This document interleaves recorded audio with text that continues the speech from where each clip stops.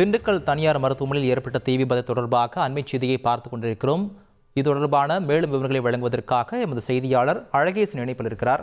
அழகேசன், வணக்கம். தற்போது மக்கள் மீட்கப்பட்டு மருத்துவமனையில் அனுமதிக்கப்பட்டிருக்கிறார்கள். அது தொடர்பாக பல்வேறு அண்மை செய்திகள் கிடைத்துக் கொண்டிருக்கிறது. மேலும் கூடுதல் விவரங்களை பதிவு பண்ணுங்க அழகேசன்.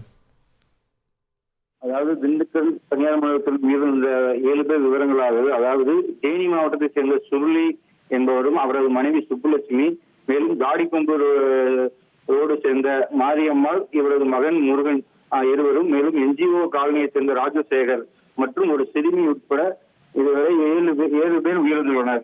மேலும் 3 பேர் வெண்டிலேட்டர் உதவியுடன் சிகிச்சை பெற்று வருவதாகவும் 20 பேர் லேசான காயங்களுடன் தனியார் மருத்துவமனையில் அனுமதிக்கப்பட்டுள்ளதாகவும் அவர்களுக்கு மாவட்ட ஆட்சியர் மற்றும் அமைச்சர்